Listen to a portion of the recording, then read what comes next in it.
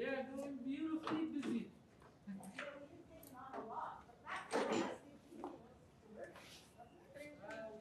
I hope what we have envisioned turns into reality and we don't get disappointed. Well, I'm always better to be disappointed than expect the worst. Jolie is special. One of the first youth people. Yeah, me, exactly. When I Exactly. came to Regent Park. Oh, really? You've only been that long? You're lucky.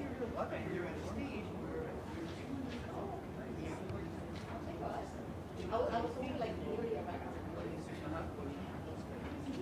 Yeah.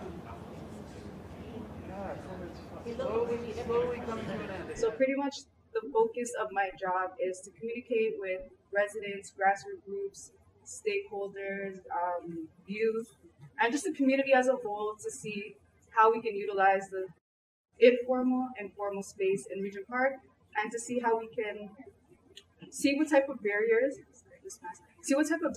are in place to why residents, grassroots groups, and the community as a whole is not accessing the space that is currently here. So not as opposed to the space that's coming in phases 4 and 5 with the Tridel revitalization, more the space that's here now. But we'll also look into the space that is going to be coming into the community. And so far, most of the work that I've done, I see a lot of familiar faces in here. I know I've corresponded through email with a lot of you in here. So again, thank you so much for taking the time to respond, to come out, to see this as a discussion, something that we need to talk about as a community. I appreciate everyone being here. And yeah, so most of the scope back to that was I spoke with a lot of people, familiar faces, in seeing if you're an organization, YSM, Dixon Hall, Daniel Spectrum, the City of Toronto Community Housing. We've discussed just the type of space there is in the community, whether it be a kitchen, a meeting room, a recreation space, and to see how we can use that space and how the community can get access to it, where it's not like a tedious process and they could have like one-time event or continuing events on a continuous basis. So pretty much, it's been going well. Thank you for the input and the feedback. And with doing research, I realized there is a need of space in the community. A lot of youth, a lot of groups have expressed this need. And with that being said, that brought me to the conversation I had with the City of Toronto. So Lucky and Jennifer were kind enough to have an interview with myself and Sarah Jane, who is here as well. And the interview went well, and throughout the process and the conversation, some of the questions were, do we need a permit to book space? And if so, what's the cost of the permit? Is it something that we have to go through a central intake, or is it directly at the community center? So with all these questions, Lucky agreed and volunteered to do a presentation with the City of Toronto team to give this information out to the community as a whole, which is very kind. So that's what brought us here today.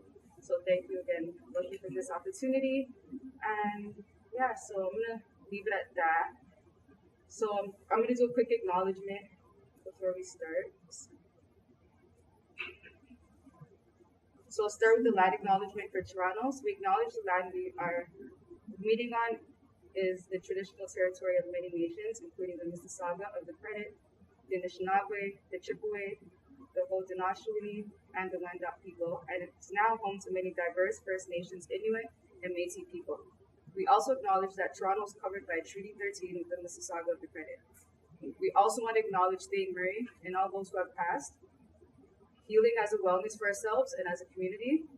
And we will also want a moment to acknowledge our past, present, and future, show gratitude for our presence, good health, and life. So pretty much as a whole, I just wanted to, if anyone is new to the social development plan and the community building working group, I just want to have Ibrahim explain this to us. So Ibrahim also is part of the social development plan. He's a resident of Regent Park. He also has a grassroots groups and part of the Access to Space committee. So if Ibrahim wants to come explain a bit about the social development. I'm going to also share the space with Joe, who also represents the community building. He's one of the co-chairs. So just to start off from the SDP, the Social Development Plan, when Regent Park was being built, for phases 1, 2, and 3. The idea was that there's going to be physical buildings. So we wanted to also, as a community, we wanted to say that these buildings and these facilities that are going to be built, there has to be a component of social development. There has to be a component of where the new residents come together and create social cohesion and social inclusion. So the SDP has put together many committees and many tables. But the one I want to highlight first is the stakeholders table. This is a network of all the organizations in the neighborhood, the grassroots, and a lot of residents who come together and look at what are some of the things that are happening in the neighborhood, what information matters to the neighborhood, what decisions need to be made as a network that represents the whole neighborhood. But there's also a planning table and many other committees. But the 4 special committees that I want to highlight is one that Joel represents and other residents. But there's also the communication table, which I am a co-chair of. There is also the safety network, where concerns of safety and a lot of institutions and a lot of residents come together and discuss. And the last one is employment and economic development table. So all of these tables are talking about how do we create a better community. So we ask each of you, we require your participation if you are representing an organization.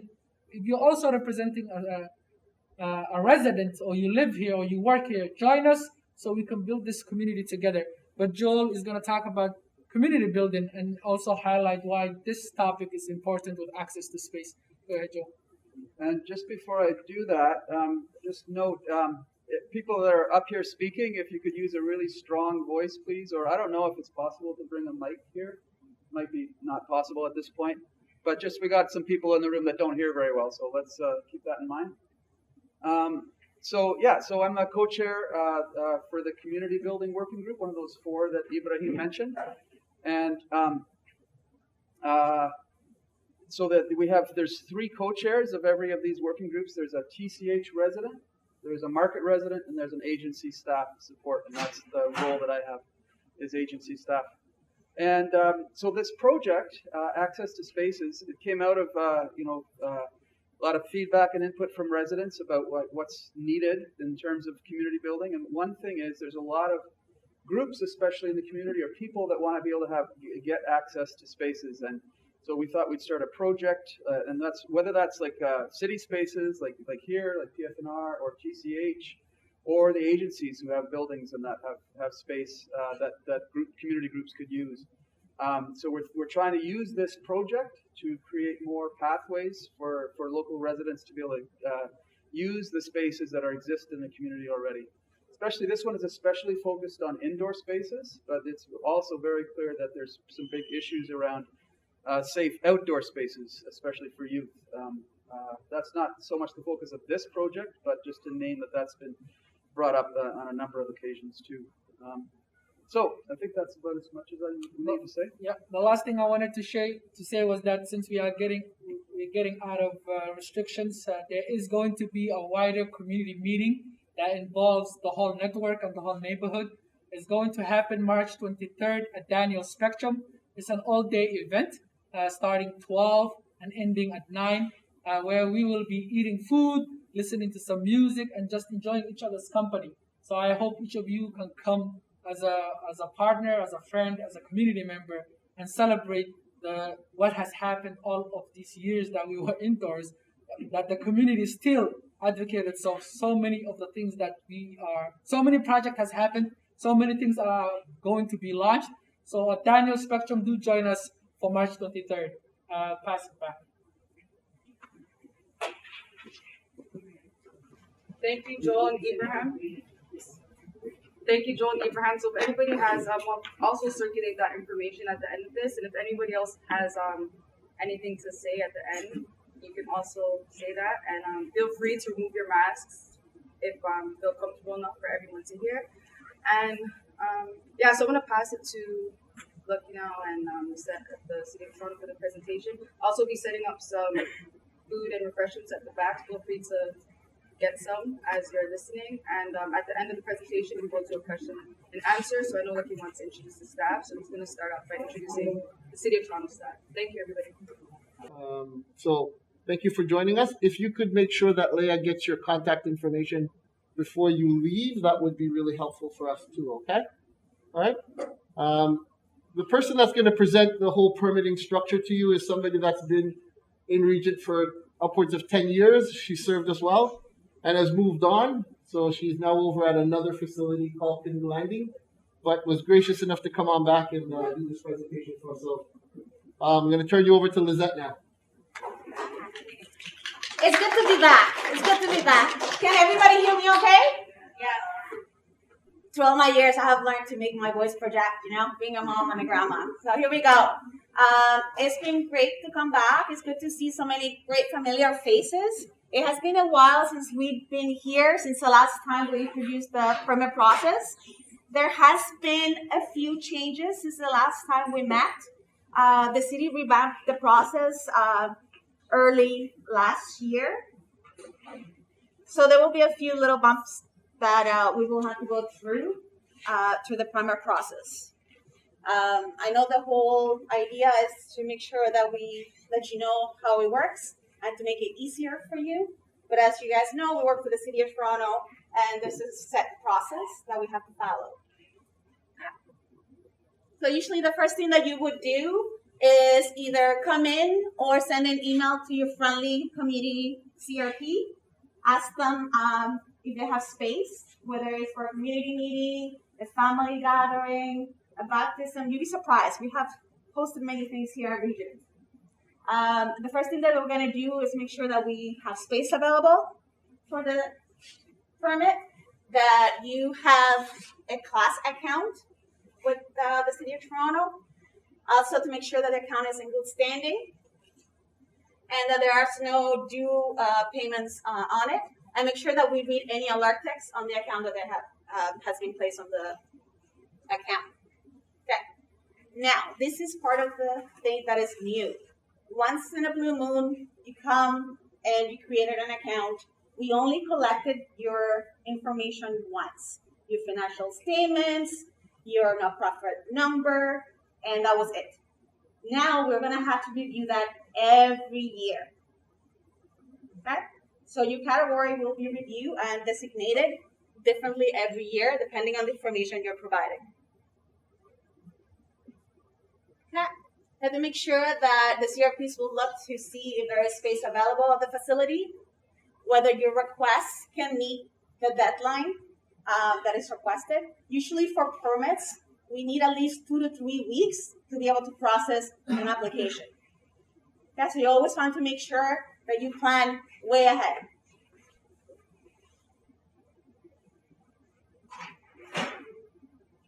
Okay. We have 3 types of bookings with the city. We have a one-time booking, we have a seasonal request of space, and we have a special event in the City of Toronto park or facility. These are the 3 forms that will become very familiar with you. The CRPs are here to help because sometimes they can be a little overwhelming. It does ask for a lot of information, but once again, the CRPs are here to help you guys out and guide you to the process. Okay, so what kind of documentation are we going to need? The CRPs are going to need you to complete the permit account application form. They're going to need you to fill out the membership roster. The membership roster is very important and how do we determine your category. Okay? If it's an individual or a group and they already have an account, at that point we'll review your category. Okay. When you're booking the information, you're not paying time to the time and the duration of the event. You're also going to make sure that you include your setup and cleanup if it's required. We'll ask you in the application whether you would be serving alcohol, whether you would be playing music, and that again will determine on the rate of the permit. Also, too, if it's a big event, you might need to do a facility tour. Oops. Okay. So some of the information that we're going to need to review your account, it's going to be your not-for-profit status if you're an organization. We are going to need to see what kind of insurance requirements your permit will require, as well whether you will need any token fees. Later on, we'll go and touch more into token fees. Also, it will be on what staffing needs. Is it after hours? Is it over a permit that has maybe over 100 to 100 people and that we require more staff on site? You also will have to read and sign the code of conduct and require declarations with the City of Toronto. Okay. Once you submit your application, you will get an estimate from the CRP, and if you choose to proceed with that permit, at that point you will have to make payment before we release the contract. Okay. Any questions so far? What's a class account? A class account is the system that we use to register and to book permits in the City of Toronto, in our department. Does it stand for something? CLAS is? I'm pretty sure it does, but I don't remember. Never mind. It's been so long. How much is the permit? The rates, we're gonna go through the rates, but the rates are all based on your category. And again, this is why it's so important for us to get all the documentation. Because as soon as you don't provide something, the account will automatically default to private commercial, which is the higher rate there is. Yeah, so the staff, the CRPs will collect and review all the documentation. The categories will be reviewed again annually. And if there are more requests for the space than what is available, the city permit allocation policy will be used. At that point, it will be based on priority. It comes to city programming, children's programming, women's programming, adult programming, and so on. And then private commercial is the last. Okay, so there are different types of accounts for permits. It's a family account, and these are used to register for programs as well to booking permits. You can book family gatherings, showers, engagement parties, wakes, celebrations of life. Then we have organization commercial and private. This is the higher rate that we have. This includes commercial institutions, it includes religious groups and churches, and any organization that does not provide financial documentations.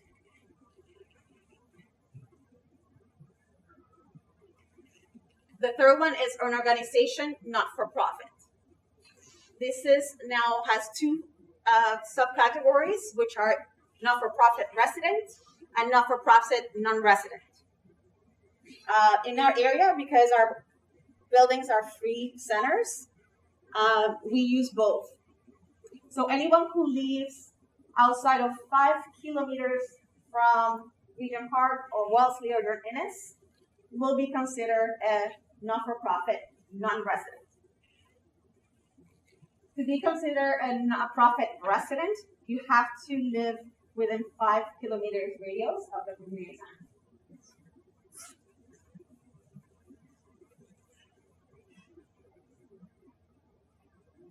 Okay, so some of the things that we're going to be looking at are whether your organization has an annual budget over $5,000. If it does, you must provide your not-for-profit number or your charitable number, your membership roster, and that membership roster must include their name, their last name, their phone number, postal code, and age. Yes, it's a lot of information, but it's required to put you in the right category. Once again, if that does not get provided, automatically you will be defaulted to private commercial.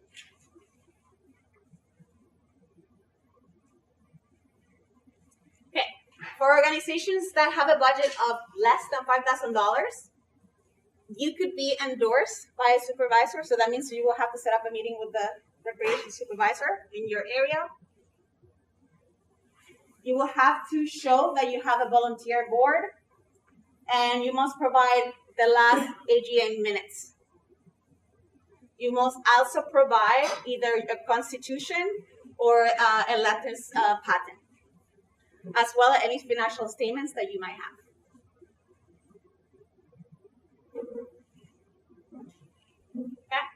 For groups that are grassroots and do not have a not-for-profit organization, once again, they will be meeting with the recreation supervisor, and we will support as much as possible and find out whether getting that no-profit number is a barrier for you.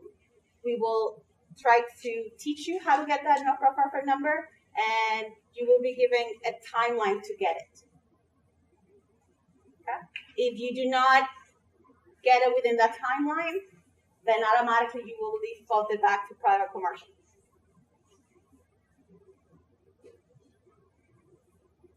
One of the other things that they will take into account is if they are locally responsive, whether you're right here in the region and you actually serve the region residents. We will also support you in towards creating your constitutions or bylaws if you don't have them. Okay.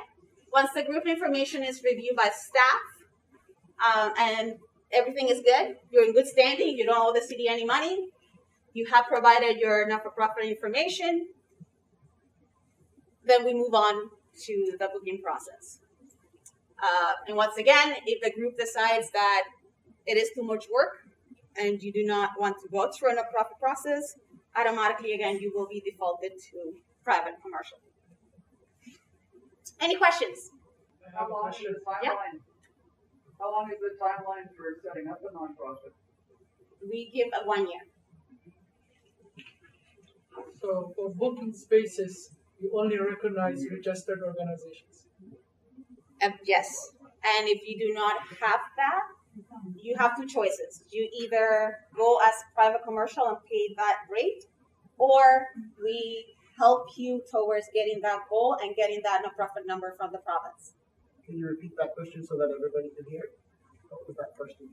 So the question was, the city, in order to book a space, do they only recognize organizations that are registered, that have a registration account with that is, or kind of grassroots group that don't have no registration, and they not book space with the city? They will approach us, and the CRPs will at that point advise the person to book an appointment with the recreation supervisor, and they can have that honest conversation with the supervisor about the challenges and the reasons why they don't have that. That supervisor working with you can allow up to a year for you to book without a nonprofit number. But the promise is that that organization is going to work towards getting that nonprofit number within that year. So there's a little bit of trust building that happens there, right? You would present your organization. The person responsible for, the supervisor responsible for that particular area that you're looking to get space from would work with you to establish you as an organization, right, in namesake, knowing that you have up to a year to work towards ensuring that you become a registered organization, right?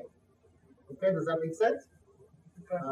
There is a little bit of a piece there around like financial pieces, and we would walk through that with you when that time comes. Now, after saying that, if you are not ready as an organization, are you asking, is there a way to still book the space? Yeah. So you could then, any one individual person could then request the space the same way. But you will be deemed As an a individual. commercial private account. So you will have to pay the highest rate there is. So if you're working towards that 1 year, but you need access within the year, You will be deemed nonprofit for that year. Again, with that built trust that you're working towards. So it's not a must that you will be deemed. It's from that conversation that you have with the supervisor that establishes whether they think you're credible to be given that deemed. Okay, just so we're clear about it. And everything else, again, every year we'll be reviewing all the accounts. So some work groups or organizations might find that onerous, and so it might be, what is the purpose behind that part of that component of the policy of requiring that groups be Is registered? to properly base them under account for the charge. Like we're gonna get into the rates. Well, for example, for someone who is private commercial and they wanted to rent the community hall, for example. It is about $66 an hour to rent this alcohol. Whether you want to have a meeting, whether you want to have a birthday party, an engagement party, private commercial is $66 per hour plus tax, plus any additional fees. If you're playing music, program fees, insurance, and things like that. Now, if you are a nonprofit group having a community meeting or a special event, if you are designated as a not-for-profit resident, you will get the space for free. So the designation equates what the cost or the non-cost would be. That would be the reason or the rationale for it, right? So in other words, you don't want people who could potentially be legitimately under the private commercial designation to end up being under the non-profit residential designation for a very long time. That's correct. So it's kind of like the goal is to close a loophole. Would that be fair to say? That's correct. It's so that people are not using the back door to avoid what is a policy, right? It also helps with space. So if you receive 2 applications, one is private commercial from a resident wanting to do a birthday party. Now we have a permit from the working group, because we have a big community meeting. The not-for-profit resident will win over the private commercial under our allocation process. So we will guarantee that you guys are getting the space first before. Did you say the cost was free for the For non-profit? not-for-profit, if they have provided all the documents, I thought it was zero. it is no cost for the rent.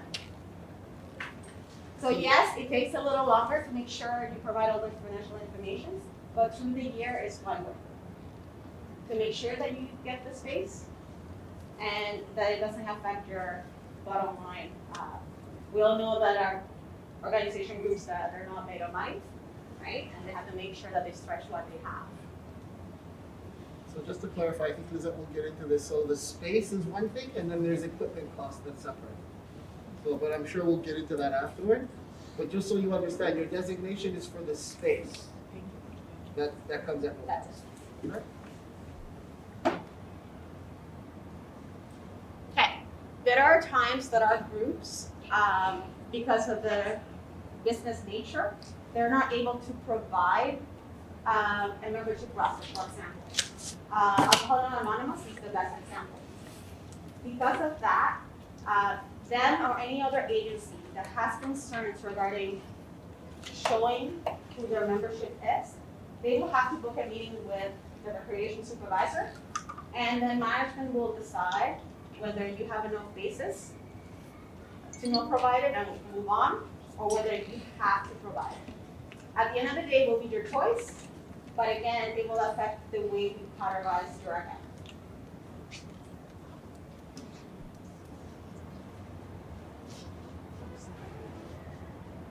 Okay, this is what the membership roster looks like, and I said it does ask for a lot of information, and this is why we say the process takes 2 to 3 weeks.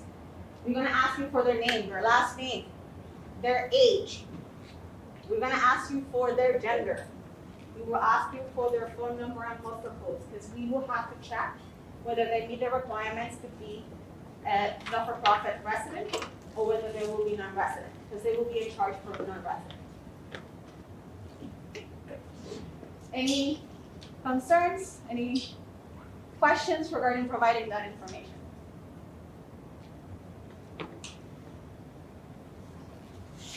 So the last category there, you might want to revisit that form. It's in the works. They haven't given us a new one. It's supposed to say gender and sex. That form hasn't been revised in a little while. But yes. The reason why we ask, and I know people usually want to know why, is because again, if we get a permit, and let's say it's 2 adults organization, one is men, one is women, the women will trump the men. Just like a child or a youth permit will trump an adult.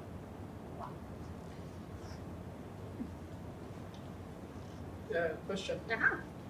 So the organization, the programming they're doing, if it's for youth or for young people, that will trump up, not the is the type of programming that is So happening in this eventually, space. that will be the second way for you to track. Because let's say you have two nonprofit organizations.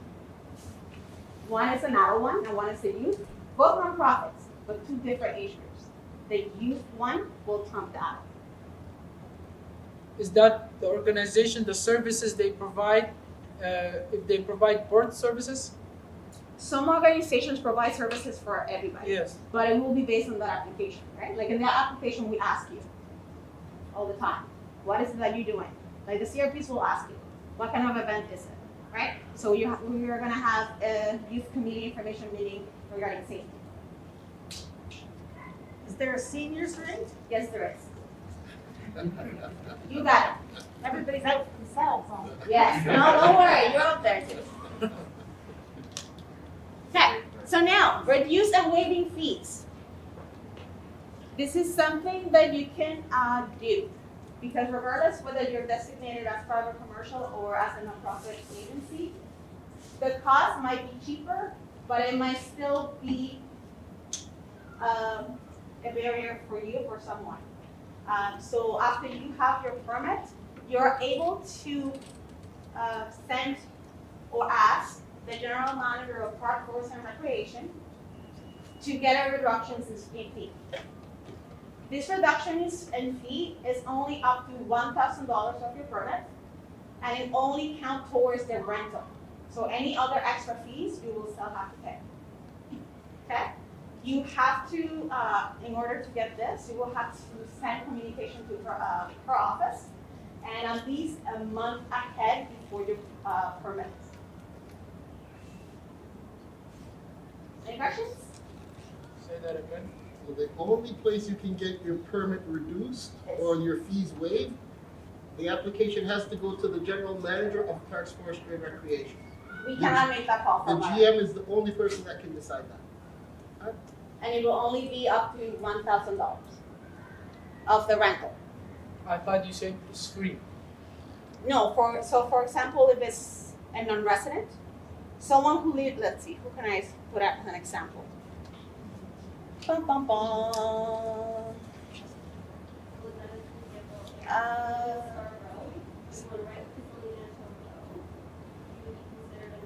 Yes, even closer. Like there was one last time that was here. They actually just a little farther off than Wellesley, and they wanted to book here. But once again, you have to be within 5 kilometers radius of the community center you're booking, because they were literally like 6-point-something kilometers away. They had to pay. If they would have rented at Wellesley, they would have got it for free. But they wanted Regent.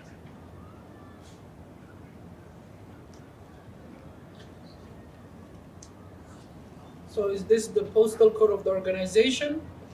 It's going to be the postal code of your residents or your membership, your clients, your participants. Membership list. The clients they have many different postal codes. So they have to give you one. They might have multiple, but they'll give you one. Right? And we actually check it.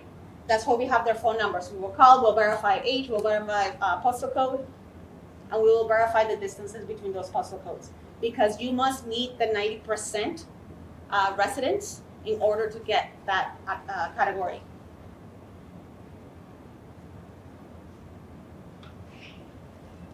Okay, and I know it takes a long time to get all this information, and that's why I remind you guys, that's why the process takes 2 to 3 weeks for a booking.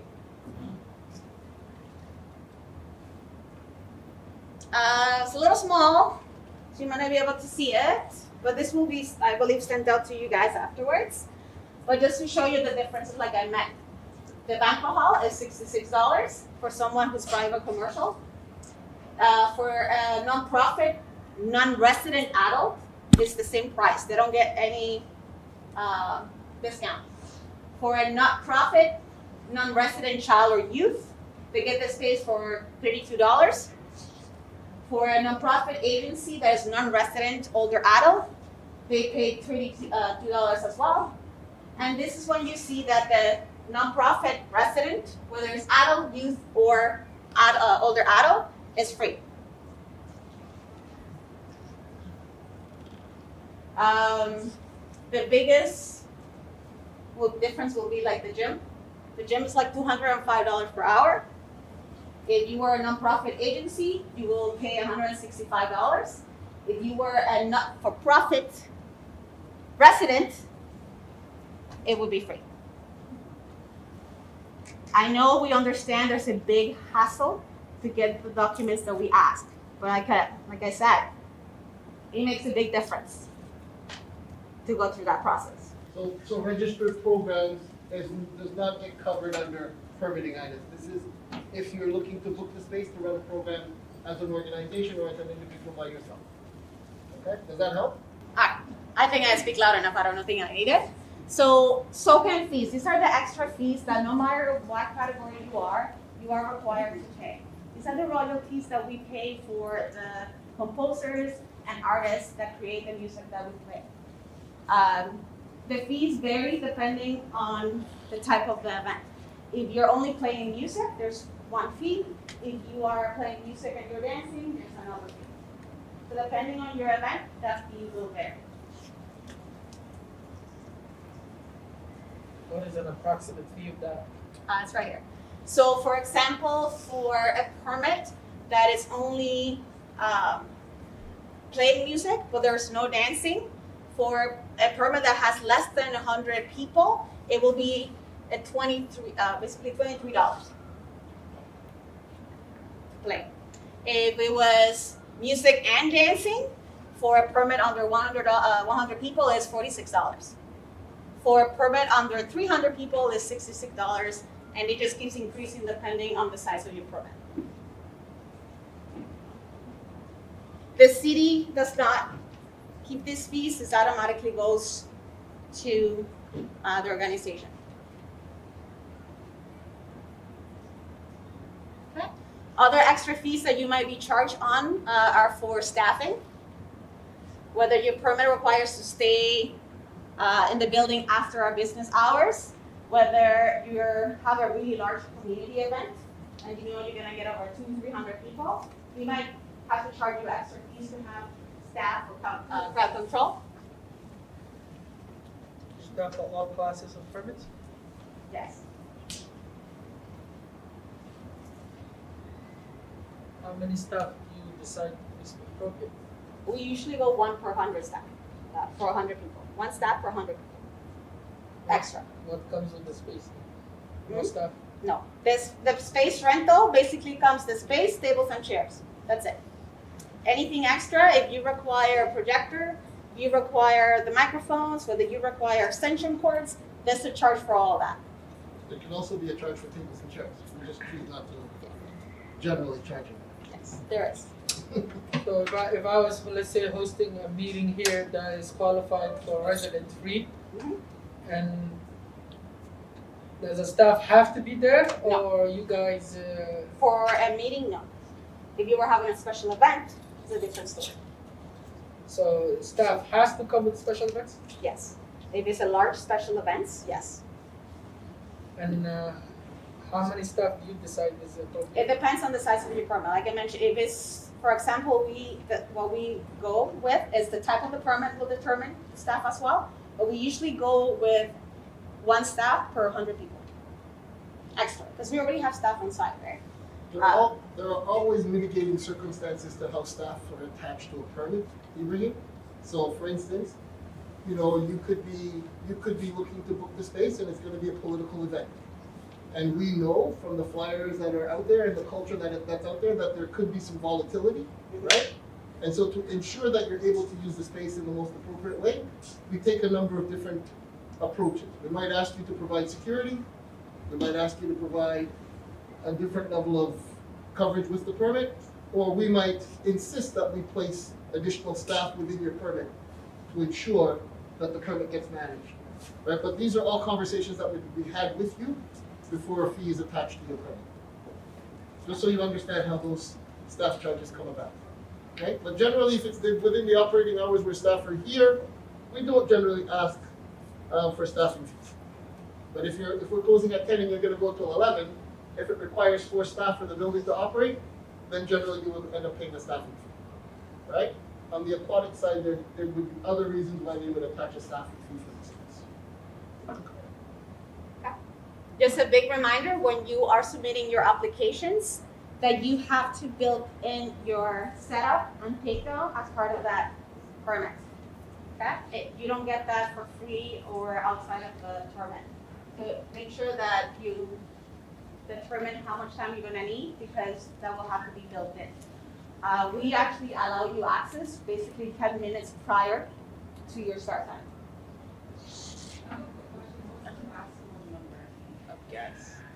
What's the maximum number of guests or groups that you can have? So It depends on the capacity of every room. okay. So every facility, every room will be different, and the CRPs will advise you. Okay. And let's just say you're having a community event where you're unsure of the numbers.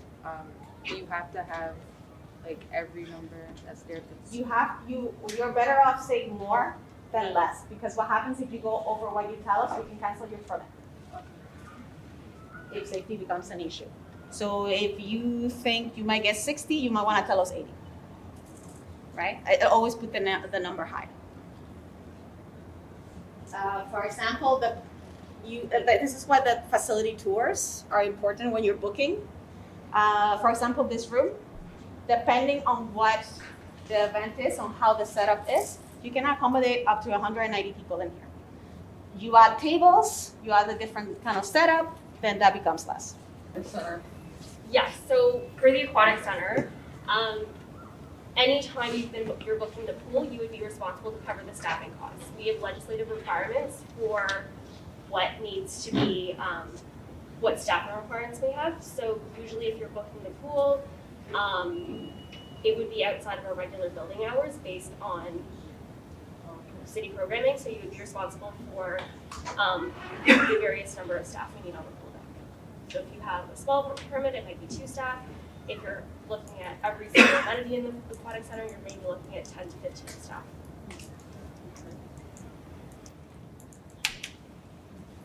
Okay, any other questions so far? Okay, seasonal administrative fees. Usually for one-time permits, we don't ask an administrative fee to process your permit. But for any seasonal permit that requires more than 16 bookings, so 16 days or more, there will be a charge for a seasonal fee. You only have to pay it once. You don't have to pay it for every permit that you might have seasonally. So if you usually have, your organization usually has 2 permits per season, you will only have to pay that fee once.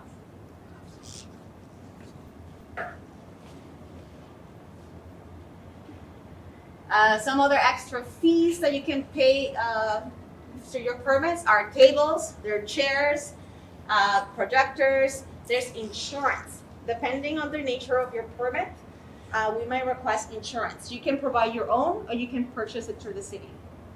Free centers. Again, this is what was introduced last year. Prior to that change, anyone that lived in the city of Toronto could permit the free center. And if they were a nonprofit agency, they got the space for free regardless. That has changed now, and in order to get the space for free, you need to live within your community. Okay, if you purchase insurance through us, we will provide you the insurance number. If you provide your own insurance, you will provide a copy of the certificate to the CRP. The staff will assess the insurance coverage and let you know exactly how much insurance is required. Usually the minimum for the City of Toronto is $2 million. Any questions? It depends, and it's pretty cheap. It depends on the activity. You can do it for special events, you can do it for sport, and you can pay either hourly. That's the minimum that we require.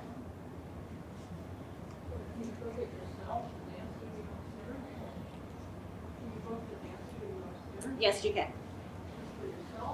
Yes, you can. Yes. All our permits are hourly. So So in theory, right, like the space has to be available, Yeah. right? So just so folks are clear about that part. The insurance, does it have to be on the organization that applies for it, or can there be a partnership? It has to be on the name of the organization that applies. Just the same as your charitable number or your not-for-profit number. We do check. There's been instances that someone comes and they give us a charitable number. When we check the charitable number, it doesn't match the organization name on the account. Okay, so you have to make sure that you provide that. So something we've been using in this neighborhood is, let's say there is residents that don't have these charitable organizations or these setups, but there is an organization in the neighborhood that is willing to partner up with them to do the event with them. Mm-hmm. So I'm talking about also their insurance rather than the ones who don't have it. So in order for them to use your insurance, you will have to be the one putting that permit in. You will be the one responsible for the permit, not them. And you would have to name somebody from your organization that's responsible for the permit event. To be here on site. Okay, because the whole liability now becomes on that agency.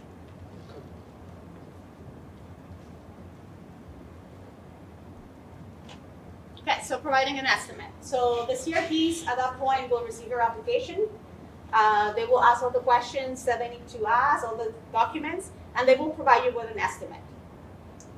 Once the estimate is provided, they will give you a timeline to respond back, whether you accept the estimate or whether you want to make changes to it. It's a little too pricey, maybe you want to have 5 hours instead of 8. And once you agree to that estimate, the CRPs will then arrange for you to either come into the community center or pay for the permit online.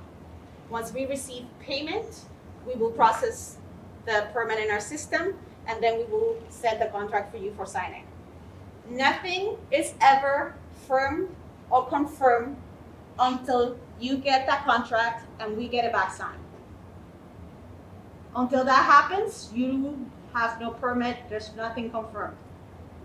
Okay, we definitely need that contract signed back on our desk to fully be confirmed. Okay?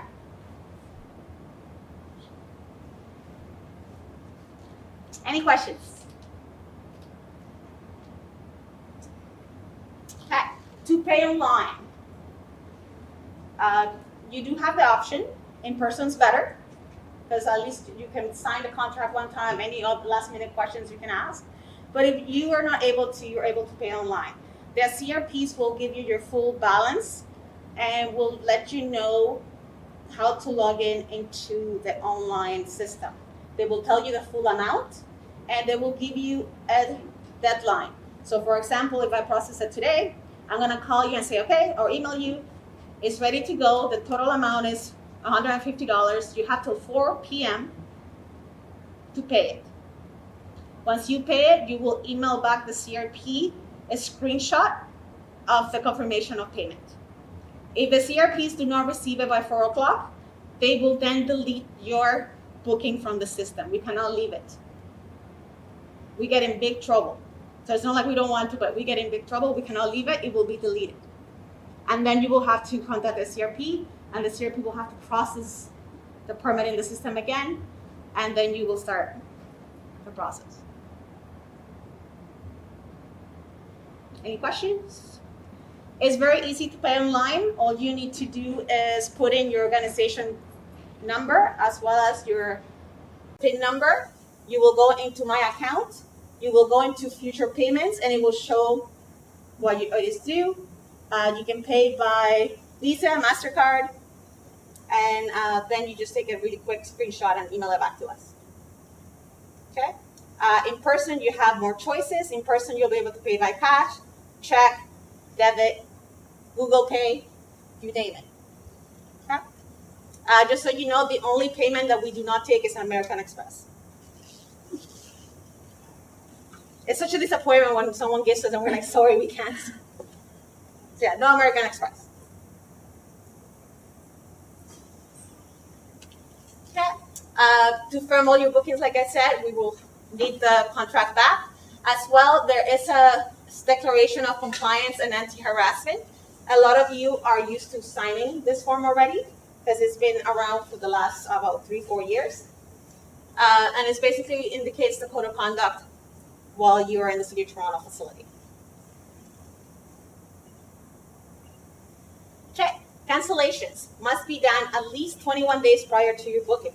So 3 weeks in advance. If you wait and do it with less days and times, the City of Toronto will punish you for canceling the permit and will have to add a cancellation fee. If you cancel, let's say within the same week of a permit, you will lose all your money. Okay, so make sure that you cancel is prior to 21 days without penalty. All cancellations have to be done in writing. No such thing as coming by and say, hey, sorry, I have to cancel, or calling. You have to make sure you submit an email in writing that you're canceling with at least 21 days in advance.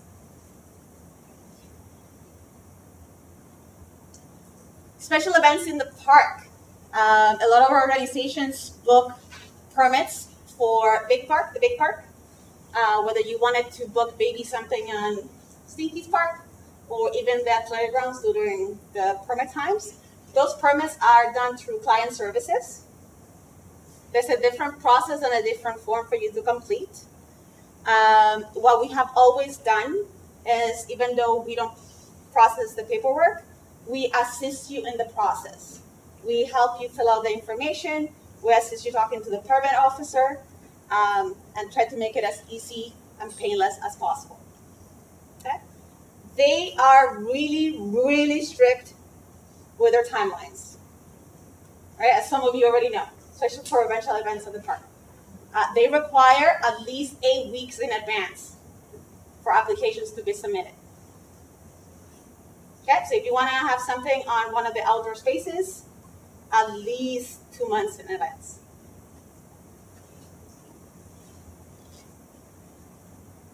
Yeah, so I just gonna remind you guys, well, at the end, the permit highlights that we talked about was the different categories, whether they are a family account, whether it is a not-for-profit account for non-residents, whether it's a not-for-profit account for residents.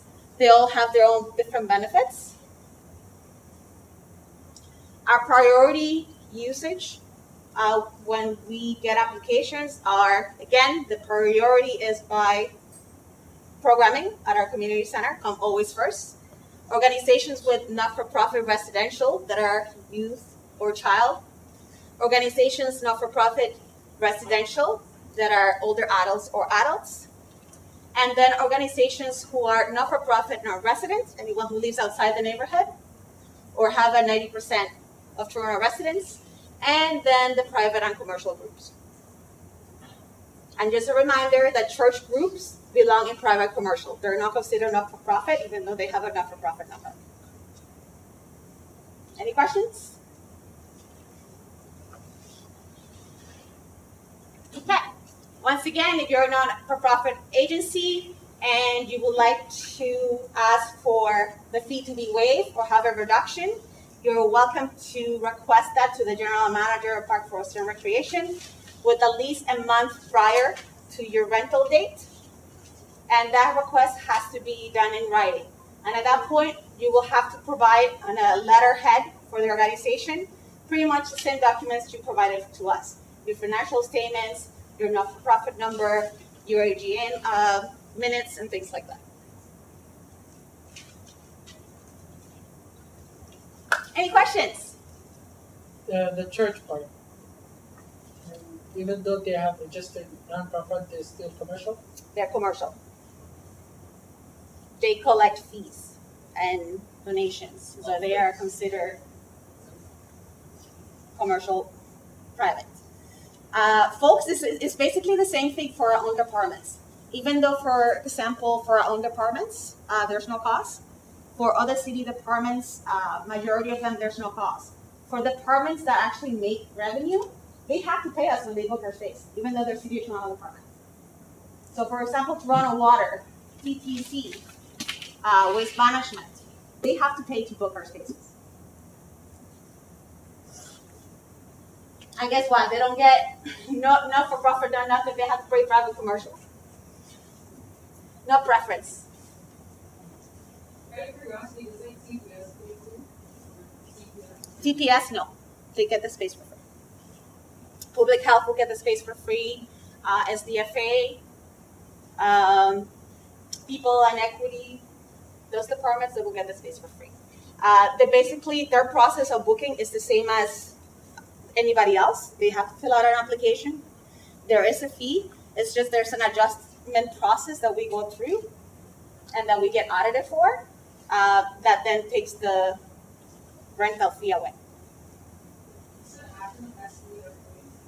Social Development and Administration. Social Development, Financial Administration. Real money. You guys are all familiar with those folks at Yes. SDP. John Smith still there? What was that question? No, it's not the table. What the SDFA is. Who were they? How did they come up? Because they will get the space for free here. If they get the space. Any other questions? My last one, sorry. Okay. If the activities include religion, is that, and the organization that organizes the event is not a church, but the activities are church behavior, how does that work? You will have, as you were aware, you will have to meet with the recreation supervisor, and the event on your application will be vetted. Right? You're familiar with that. You guys remember back in the day we had a lot of partnerships with permits. During the new revamp of their permit process, we're not allowed. We're not allowed. We love you guys and we believe in what you guys are doing, but unfortunately for us, our hands are tied. We're not able to partake in those kind of permits anymore. I can't say that by default. Again, it depends on who you are, how you are, what you come with, all that kind of stuff. But I get your thinking. Yeah. No doubt. If you're the wrong person, yes, it means 1 month. Potentially. That's the best answer I can give you. There's a question over here. Yeah, I'm asking on behalf of Laura Spencer, who made grassroots artists that live in Regent Park. How do we access any space? We're not corporations, as not-for-profit, but we're not a not-for-profit group. So how does that even happen? Is there no sliding? It seems like it's very black and white that Let me way. go ahead and And how do you access? So you know, I'm not saying this, but for the upstarts in the neighborhood, right? Your I'm best. not quite hearing you. I'm sorry to the last. Okay. Quite So, hearing. yeah, I know the microphone well. I'm gonna come closer. Right. So for upstarts in the neighborhood, right? And I didn't say this. Your best bet, if you know that you're not organizationally sound yet, your best bet is to find a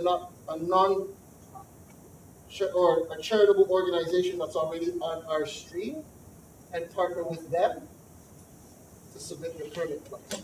Okay? And I didn't say that. I'm being recorded. That's not good.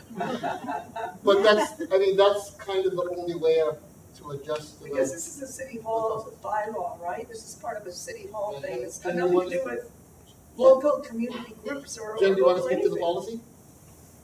The permit policy? No, not at all. So no, it's no, for sure it is a policy, and we are bound to it, right? But I've always been a community guy, Yeah, even though I work for the organization.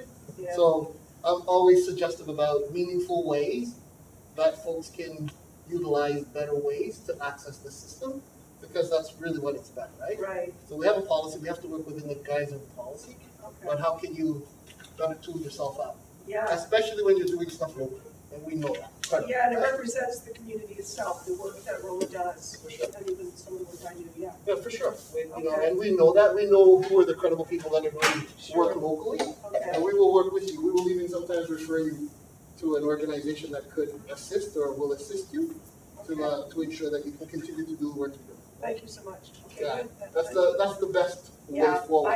yeah, bylaws. It is what it is, and staff here have to be protected. They must govern themselves according to the policy. They can't go around it, right? I wouldn't even think about it with Jen and her aquatics place, because there are so many other rigors that they get into. They Yeah. don't have the same flexibility that I have in recreation. Right, okay. Right? Thank We're you. talking about a body of water, we're talking about lives. There are certain kind of legislative pieces they've got to go through Yeah, that safety. they won't even have this conversation with you. Right? Okay. We're rooms and space and activities, we're a little bit more able to work with you. Okay, thank you. Okay? Yeah, so that's one of the ways, right? Yeah. And while you do that, one of the things we'll do is we'll set you up and we've got a whole year to kind of get you to mobilize to creating your own identity, right? Yeah, And we'll work with you with that. okay, thank you. One of the other challenges that I've come across with this one, I'm just going to be open and honest about it. Lots of single parent families, right, where they have, 3 or 4 children, right, and a single parent with 3 or 4 children who has to seek out a space to have a birthday party, right? And now you're an individual, so you're going to be paying the private commercial rate, right? And it's difficult to have 4 birthday parties in this way, right? And I'm this person that I'm thinking, do I want to leave a single parent to have to choose which 2 get the birthday parties? Right? So these are the kinds of things that I personally have offline conversations about. Okay? And again, I didn't say that. But it's those things that we have to kind of keep mindful of in terms of how we can do that. Now, can they do that in the water park? No, they can't. Right? Their stuff is way more documented and way more tracked. So there's no option. So if you want to have a pool party, can't help you. Right? But if you want to have a party in a room, there's ways that we can figure that out if you're a single parent with 4 children. So those are some of the things we try to do, and it's really important for us, right? And I know it's difficult sometimes with single parents with a lot of children to say blah, blah, blah, but the more honest you can be about what the circumstances are, the more we're able to kind of work with you to find the best edge for you. Okay? More questions while we're here? Love to hear them. I know the athletic grounds is a big one, and most people don't understand this one, so just want to clarify the athletic grounds a little bit. So the athletic grounds, the permitting time that are centrally available is Monday to Friday from 8 p.m. till 10 p.m. Okay? All of the other service times on the athletic grounds, we have to book it for local community programs. Right? And we have a number of special interest groups that, because of the original agreement with MLSC, that occupy some time there for the nature of the programs that they run. So for instance, we had a bubble soccer time. Right? And he shares his time with some real soccer people. Not to say bubble soccer isn't real soccer, it's just a different kind of soccer. Right? But because of the whole thing of bubble soccer was never a thing, they became one of the special interest groups that got time, dedicated time on the athletic, right? We had a group that was doing ultimate frisbee. We had a lacrosse group. So these are what were considered special interest groups. And there was a time that was carved out for cricket. Hasn't really actually happened yet. We've had some ons and offs. Again, because those are sports that were all sort of aligned with MLSC's platform and the agreements around the transition of the space, right? So where there's a lot of confusion with people is, how do we access the athletic grounds from 8 a.m. to 8 p.m., right? So you understand, the only way we've been able to keep that space local and community accessible is by us putting programs into the system to dedicate that space usage so it's blocked. Right? So if we're to take a program out of it, it means that centrally they can book a permit into it. Because it's open space that's available, we can now permit into it. Okay? So there's lots of little tricks happening around how we're ensuring that the space remains available and accessible to local communities. And I know lots of folks don't understand this yet, but we want to get out and talk more about this so folks can understand it. Okay? This year, after post-pandemic, we'll be looking at those groups, those specialized groups that are there now, and figuring out whether or not they are the right specialized pieces for the athletic grounds as we move forward. Okay? So we won't get it correct this spring, but by the end of summer we'll have a better idea. Okay? If some other special interest groups thinks they're more special than the people that are there, is there a way that they can approach and be swapped in? So the beauty of the athletic grounds is this. So we've booked it with our program spaces, right? So if there's a local group that wants access, they walk into this building, they take a permit form, they put their permit request in, right? It comes to me. We look at the overall. And again, this is only between 8 and 8, right? Yes. After 8 p.m., can't help you. You've got to go through client services and try to get some space that way. Okay? After 8, it's not controlled here. Where's client services? Client services is downtown. So City- they City handle Hall. they handle those permits. From 8 p.m. on, it's not. I thought that was open to people that It's open were to everybody. It's open to any organization, whatever. in the city of Toronto. That's correct. But you must make your permit request through client services. How does that work? Let's say 2 entities book or they want those time. So first and foremost, they have a grandfathering that happens. I don't know if that's even a politically correct way to say this, but if you They call it permit rollover. well, they call it permit rollover. Yeah, I call it just ownership. So if you put a permit in last year and you got that space in on a Monday night from 8 to 10, they will assume that next year it's your space again, provided you put your paperwork in on time. So what happens is you could get in and hold that space for kind of as long as you make your seasonal request on time. So there's no opportunity for a group of kids to get onto the field at any time ever. No, that's not true. There's lots of opportunities. Eight to eight. They're always there. What? You definitely do. And you know, sometimes we run programs over that. So it's about having those kinds of conversations about what are the available times Okay. or how we can work with you to ensure that that happens. But you have no control over how many 8 to 10 places From are taken. 8 p.m. to 10 p.m., that all happens centrally downtown. So that could be the whole city of Toronto. That's correct. It can be anybody, any organization that puts in a permit, space is available, permit gets done. Okay. But you know, all things considered, folks, right? If you really think about it, it's 2 hours Monday to Friday, so it's 10 hours total in terms of the total number of hours that we program the athletic grounds. That was a negotiated give to make sure that we could stay locally based, right? Now, it doesn't always work because in the daytime, we get lots of cross interest pieces, right? And then somebody has to be the bad person to figure out who can or who can't. And the Saturday, Sunday? So pre-season, so once the season starts, we book programs into it, right? But pre that season, you'll notice that they book organizations that run tournaments or whatever. Is that also the It's done centrally. central? Once our spring session starts and we've got programs booked in, then it counts for the community programs. And we've done that so that there is open time for the community to access the space and animate it as they see fit. So sometimes you'll go over and you'll see 6 different kinds of activities happening on the grounds. Right? It's an organic kind of piece. So that's during the day that you have open spaces? That's correct. From 8 a.m. in the morning till 8 p.m. You have open spaces during that. For the most part, yes. We do have some program pieces that are set programs that we operate. So for instance, in the summer, we have a summer camp that's, I think, 9 children strong. And we do have some pieces there where we do set pieces on the athletic grounds for those children. But we do creative things, like Kevin, for instance, who's in the room, you know, wanted to do soccer stuff on the ground.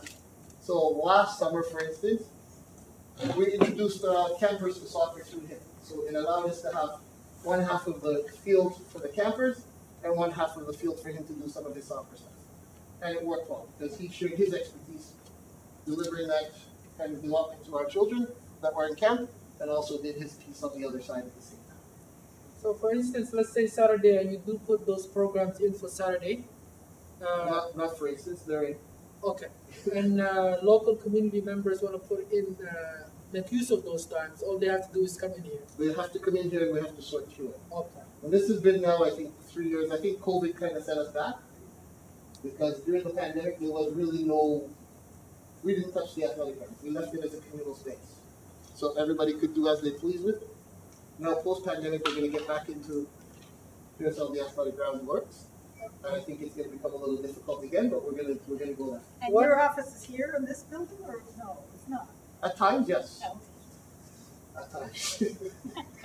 So the times you close off when is the latest you guys close up? Yeah, Telegrams? Yeah, no, I mean booking for you guys. So that Oh, won't be booked we've- for Central. We've already sent in our program plans. So what I'm saying to you, so Monday to Friday from 8 a.m. to 8 p.m., we've already got programs outlaid into the space. That means that the space is communally accessible, right? So the conversation is, and I'm having some of those conversations with Kevin and others right now, the conversation is looking at the programs, which programs are we actually offering, and how do we make some communal space within that, right? We've also left it intentionally for anyone in community that wants to interact with the space that they should be able to do something, right? I think you'll go over there sometimes and you'll see that there's 7 or 8 different things happening on the grounds, right? It's because we've booked it in the way that we have that allows that to happen. And is that information shared that you, especially for the Saturday and Sunday? So hang on 1 second, I'm gonna take this question and I'll come back to you. Okay, so if you wanted to go jogging on the outdoor running track? On the track? You still could? Yeah, the track is always open. Just during the 8 to 10, if there is a permit there, then we don't suggest that you run the track. You still can, but we don't suggest you do because there is a permit, and generally it's a soccer permit, and anybody can come flying off the field and you could end up with. Or you get by the ball. Yeah, or you can get hit by the ball. And also, what about the indoor gym? Is that happening still? Still happening, and it's happened throughout the whole pandemic for the most Or part. you can book the space anytime?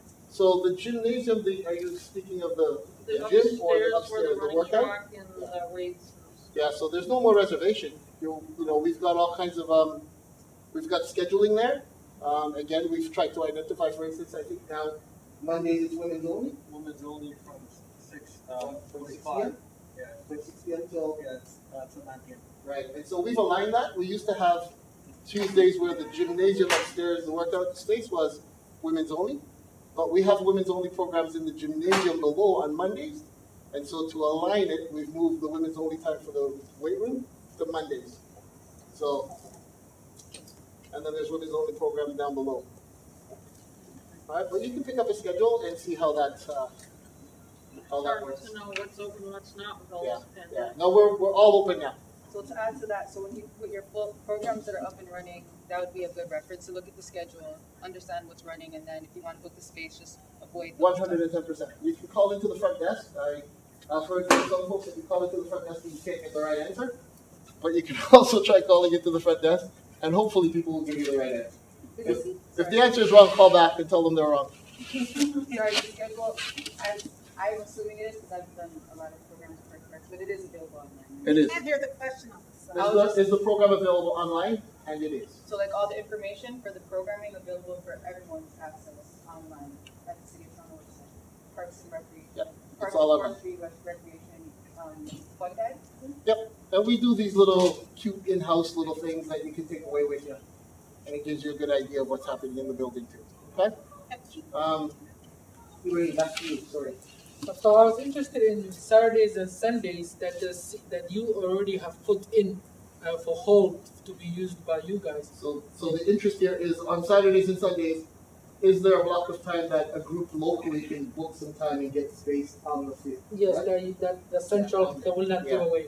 Right, so I've worked with a couple of groups in this way. So last year there was one piece that happened over whatever time.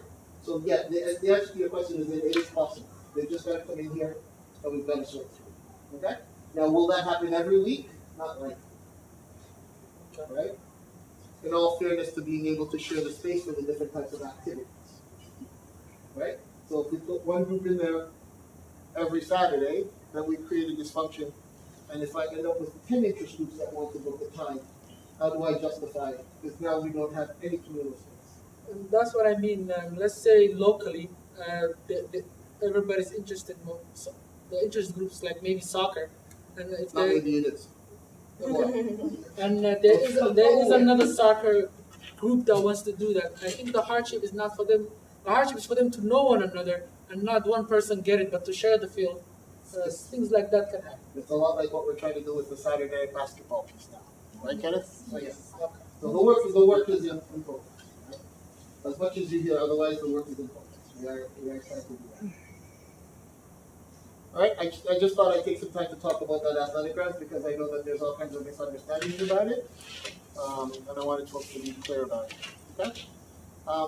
Attached to the athletic grounds is an initiative where we do a number of other things. We have a bicycle program that comes in over the summertime. We have a skateboard program that comes in over the summertime, and the skateboard program is a pretty interesting one because the children or the participants get a chance to make their own skateboard.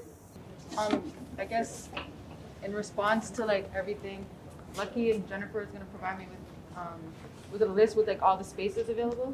So in this, I know in the Aquatic Center there's 2, right, or 1? So the Aquatic Center has just one community room. One community room. And then it would be both the physical pool itself. Okay. The other option. So the Aquatic Center is 1 community room, and in the Regent Park Community Centre, how many? Yeah, so we have a number of meeting rooms. We'll get that stuff out to you. Okay, perfect. Okay. All right, We'll thank you get so those much. spaces out to you. We're gonna ask if you are here, if you could just leave us some information on the sheet that we're putting on the back table, okay? We just want to be able to say who participated. Do you just want my name? At your comfort.